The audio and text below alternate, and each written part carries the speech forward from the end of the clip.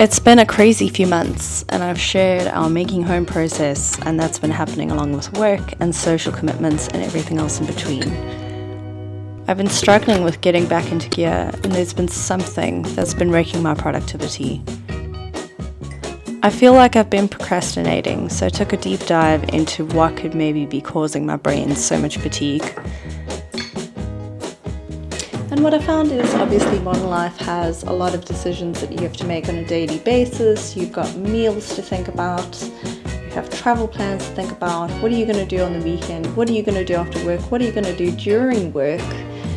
You have all of that, and then you compound it with now you have a house, you have to stress about that, and also you want your house to look good. So it's been, what color walls am I going to have, what furniture?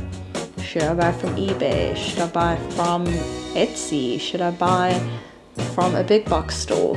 There's a lot of different stuff that we have to think about, and it puts a lot on the brain.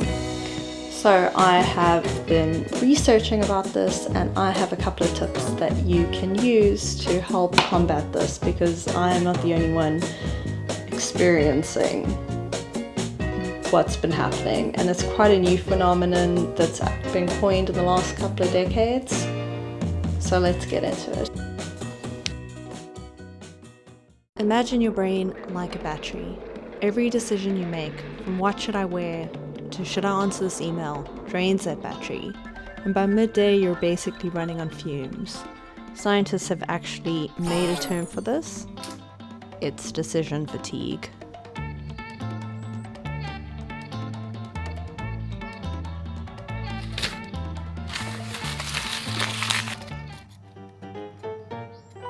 Decision fatigue isn't just feeling tired. It's literally your prefrontal cortex getting exhausted. That's the part of your brain responsible for reasoning, problem solving, comprehension, impulse control, creativity, and perseverance. The things that make us uniquely human.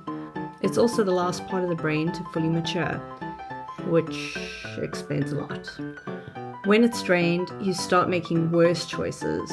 So the more decisions you have, the worse your choices are going to be.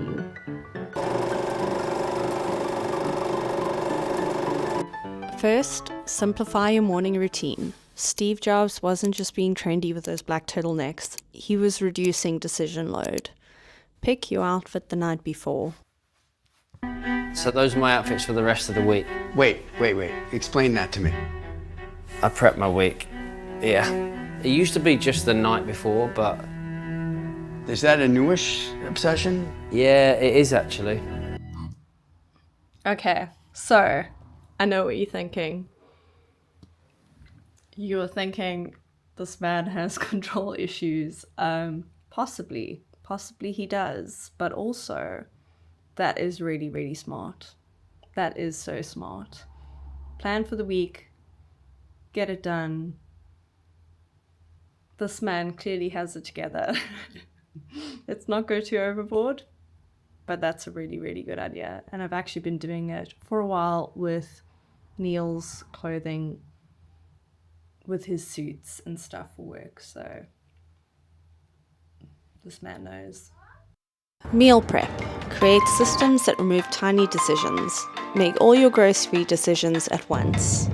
The best thing to do is to make a meal plan for the week instead of deciding what to make every day. Whether it's an Excel sheet or a notepad, rather make all your food decisions once a week. And if you want to take an extra step, if you do batch cooking, that's also helpful. I personally don't, but I know quite a few people do, and it makes their lives a lot simpler. Group similar choices together. By grouping similar choices together, you can significantly reduce decision fatigue. For example, when you respond to emails, actually set specific times during the day to handle all of them at once, rather than sporadically go throughout the day. This was something I really struggled with. I would see an email and have to respond immediately. You don't have to do that. This approach minimizes the mental load of switching between tasks and offers a clearer focus.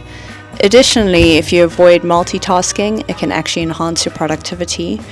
You got to complete one task at a time, allow your brain to engage more deeply, and then you'll lead to better decisions and outcomes. And then of course take breaks. You have to have some chill time, take that lunch break. I know it's difficult, but just do it. So prioritize. Not every choice needs your maximum effort.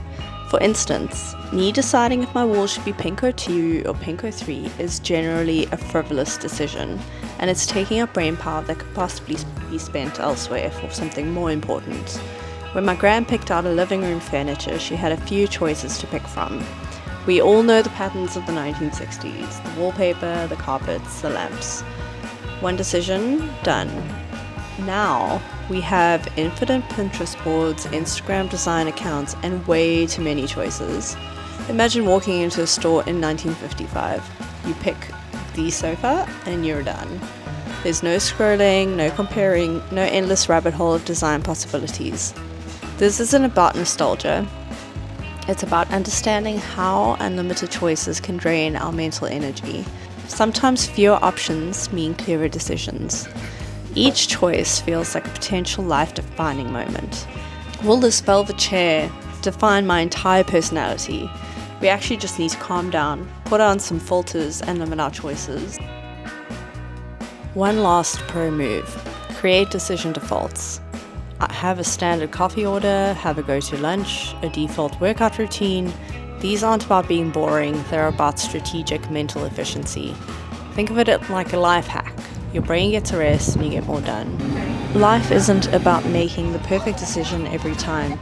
It's about making space. So when the real decisions come, we actually have the energy to choose.